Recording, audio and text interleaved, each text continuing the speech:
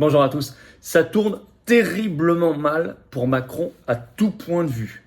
Les indicateurs d'opinion, les juristes, même des journalistes qui se rebellent, raclée électorale, il doit même arrêter de bouger. Il est bloqué, vous allez voir. Il est totalement bloqué.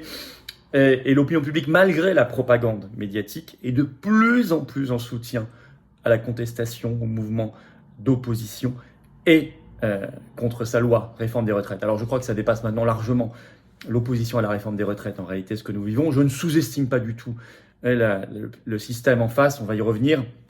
Mais je crois que c'est assez inattendu pour lui. Il pensait que la propagande allait faire son œuvre, que les Français allaient se mettre à se diviser ou à douter. Ben, pas du tout. C'est l'inverse qui se passe, ça se coalise contre lui et contre le système. Notre objectif, c'est qu'il faut aller au fond des choses, bien évidemment. Et notamment sur la question européenne, notamment sur la question oligarchique. Et vous savez que les patriotes tiennent beaucoup à cela. Je vais vous expliquer pourquoi Macron est très mal dans cette vidéo. N'hésitez pas à la faire circuler. Pour cela, vous abonner à cette chaîne YouTube. Cliquez sur le petit bouton s'abonner en dessous, c'est gratuit, c'est instantané. N'oubliez pas, plus vous êtes abonné, plus les vidéos sont automatiquement recommandées par YouTube à de nouveaux internautes. C'est très important, c'est comme ça qu'on crée de nouveaux résistants. Grand merci donc à ceux qui se sont abonnés à la chaîne ces derniers jours. Grand bienvenue à ceux qui vont le faire dans les minutes et les heures qui viennent. Par ailleurs, je suis le jeudi 30 mars, ce jeudi, je suis à Bordeaux. Vous écrivez à référent33@les-patriotes.fr pour informations et réservations s'il reste quelques places. Et le jeudi suivant, 6 avril, je suis à Tours. Vous écrivez à référent37@les-patriotes.fr pour informations et réservations, bien évidemment.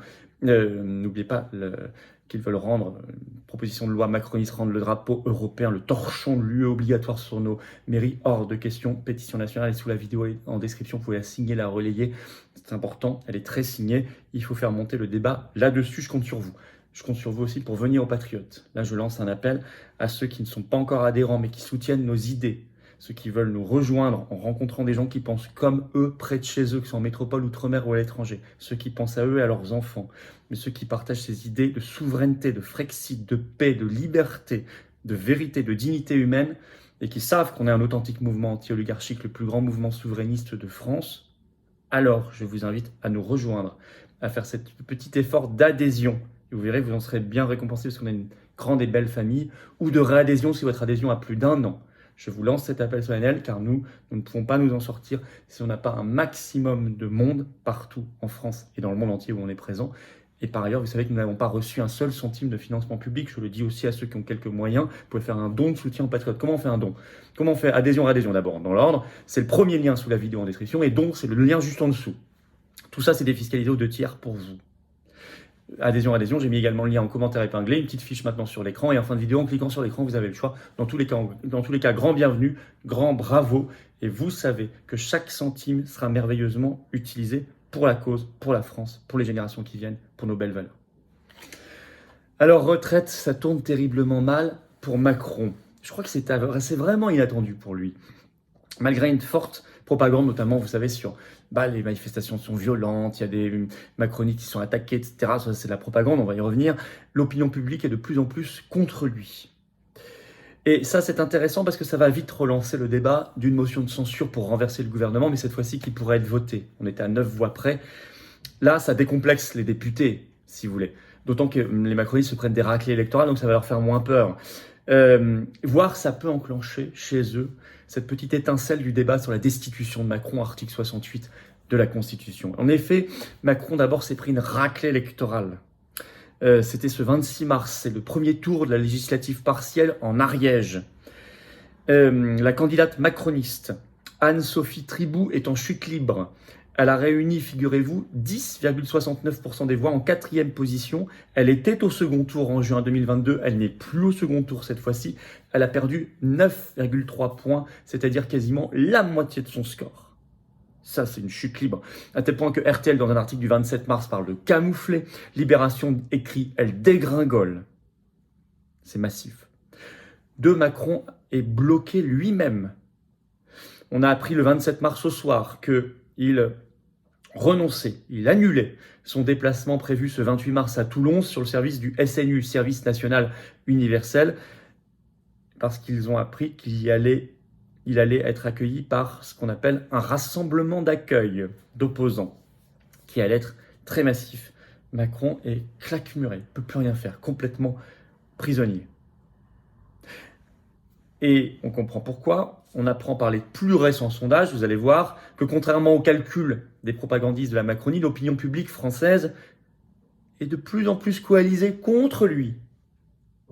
C'est l'incroyable sondage Harris Interactive sorti ce 27 mars qui montre que par rapport au 14 mars, l'opposition à la réforme des retraites bondit de 7 points, plus 7 points, passe à 69%.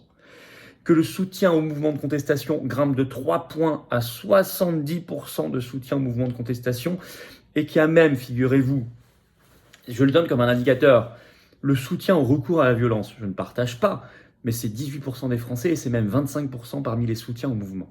1 sur 4. C'est le signe juste de quelque chose, il faut l'expliquer. C'est le signe de quelque chose, parce que c'est un chiffre important.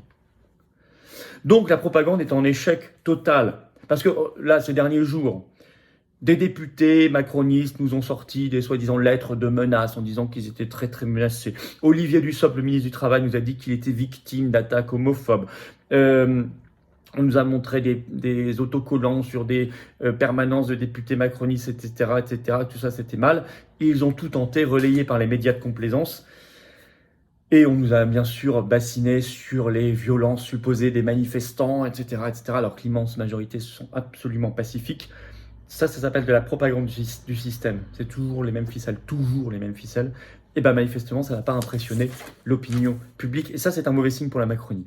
Même des journalistes commencent à dénoncer cette propagande. Alors ça, c'est assez nouveau. Vous avez en effet un communiqué ce 27 mars qui est sorti de la SDJ, Société des journalistes de France 3, rédaction nationale. Ce qui n'est pas rien. Le titre de ce communiqué, mauvais traitement. Ça se rebelle. Je vais vous lire juste. Vous allez voir, c'est intéressant. Les premiers paragraphes, c'est assez court, de ce communiqué parce que ça dit tout. Une mobilisation record. Lors de la manifestation de jeudi dernier, les syndicats et les autorités sont unanimes. De quoi faire la une de nos éditions, non ? Montrer les aspects pacifiques et même festifs de cette opposition à la réforme des retraites, l'entrée massive des jeunes dans le mouvement, tout cela était éditorialement vérifiable à Paris comme partout en France.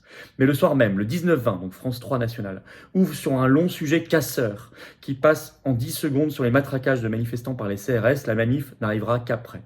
La hiérarchie de l'information s'inverse. La violence des casseurs prend le pas sur les manifestants. Le lendemain, dans le journal de 8h de Télématin, France 2, il n'y a même pas un sujet sur les défilés de la veille. En ouverture, un direct sur les dégâts dans les rues de Paris, puis un sujet sur les violences et on passe à la pénurie de carburant. Disparu le cortège de millions de manifestants dans toute la France. L'ensemble du traitement de cette réforme des retraites serait d'ailleurs à interroger, écrivent-ils. Pas une soirée spéciale sur France 2 comme sur France 3 avant que la loi ne soit votée.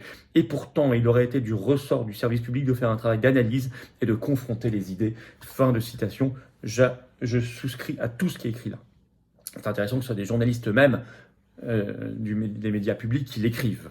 Bon, et tout ça est diffusé. Cerise sur le gâteau. De grands juristes constitutionnalistes commencent publiquement à contester la constitutionnalité même de cette loi et font pression avant qu'il ne rende sa décision sur le Conseil constitutionnel. Vous avez une grande interview dans le journal Le Monde, ça n'est pas rien, ce 26 mars, de Dominique Rousseau, professeur de droit constitutionnel, constitutionnaliste réputé. Le titre: il semble difficile que le Conseil constitutionnel ne censure pas la loi sur la réforme des retraites. Je cite des extraits. Les motifs d'inconstitutionnalité pour des raisons de forme sont sérieux. Il cite pêle-mêle l'article 47-1 de la Constitution qui a été détourné, écrit-il, de son usage habituel. Également des amendements déclarés irrecevables de manière très discutable. Par ailleurs, il écrit: les débats ont manqué aux principes constitutionnels de clarté et de sincérité, notamment problème de sincérité et de clarté sur la fameuse pension minimale à 1 200 € par mois. Vous savez à quel point le gouvernement avait menti parlant de 2 millions de bénéficiaires au début et ça a fini à 10 000. Ça, c'est intéressant. Vous voyez que ça s'accumule. On ajoute également de plus en plus de désaccords. Manifestement, on va suivre la presse entre Borne et Macron. Des mots très durs ces dernières heures de Macron contre Borne. Mais cela, on va y revenir aussi. Alors, tout ça, ça crée une ambiance. En conclusion, attention, je ne sous-estime certainement pas les pressions oligarchiques, notamment les pressions européistes, parce que vous savez que cette réforme est imposée par l'Union européenne pour le compte de grands fonds privés comme BlackRock, etc. Et il est important que la résistance le dise et le redise, parce que l'opposition, avec des guillemets, ne le dit pas beaucoup, voire pas du tout. Et je ne sous-estime pas le fait que c'est Fabius au Conseil constitutionnel et des copains du pouvoir comme Juppé, etc., Et donc, il faut s'en méfier. Mais je dis ici que le crédit politique de la Macronie est très, très, très largement, comme jamais, je dirais, entamé, atteint, saccagé. Ce qui prouve que l'œuvre de résistance est toujours utile, qu'il est toujours aussi indispensable d'aller au fond des choses, parce que l'opinion publique vous suit quand elle sent qu'il y a une vérité et que vous allez au fond des choses, que vous n'êtes pas là simplement là pour dire des slogans contre une réforme, mais pour proposer une alternative. Et notamment l'alternative, ça doit être le Frexit. Il est évident qu'on aurait la main sur ces grandes réformes si nous étions un pays souverain, libre et un peuple indépendant. Il faut toujours continuer dans l'œuvre de résistance à démonter les ressorts de la propagande, exposer cette propagande, exposer par exemple aussi le rôle des médias et de l'Union européenne. Voilà ce que nous faisons et ce que nous devons être encouragés par ce qui est en train de se passer à faire, bien évidemment. Je ne suis pas naïf, mais je suis raisonnablement optimiste et en tout cas très combatif énergiquement avec vous. Voilà. Et vraiment, je vous attends dans le combat. Abonnez-vous à cette chaîne si vous voulez bien pour mieux faire circuler ces vidéos. Petit bouton en dessous, vous cliquez sur s'abonner. Quand on sera à 500 000, un demi-million d'abonnés sur la chaîne, et ça vient, on fera en direct un événement très spécial pour fêter ça. Et je vous attends, patriotes. Vraiment, je vous attends. J'ai vraiment besoin de vous. Je pense à tous les gens qui soutiennent la chaîne, soutiennent la cause, qui n'ont pas encore adhéré ou repris leur adhésion annuelle ou qui peuvent faire un don et qui ne l'ont pas encore fait, sachant que tout ça est défiscalisé aux 2/3 pour vous. Peut-être franchissez le pas maintenant, les grands combats sont maintenant. Et nous, on n'a toujours pas un centime de financement public. Or, on fait, ça coûte cher, les manifs, les marches, les affiches, les tracts, les pancartes, les opérations spéciales. Nous avons eu notre référent de Paris mis injustement 24 heures en garde à vue, je vous le rappelle. On a bloqué les Champs-Élysées, fait cette manif, participe à cette manif sauvage devant le ministère du Travail, etc. Enfin, je veux dire, il faut soutenir la résistance, voilà, contre toute l'oligarchie qui ne nous fera pas de cadeaux. On n'est pas ici dans la petite opposition de paquetis, de bac à sable du Parlement. Hein. On est sur quelque chose de sérieux. Je vous attends. Je vous attends, adhérer, réadhérer, c'est le même lien, c'est le premier sous la vidéo en description, c'est un lien également en commentaire épinglé. Dans quelques secondes, en cliquant sur l'écran, vous choisissez. Faire un don, c'est le deuxième lien sous la vidéo en description. Ça permet de financer nos actions. Voilà, écoutez, grand bravo donateurs, réadhérents, bienvenue aux nouveaux adhérents patriotes. Vive la France.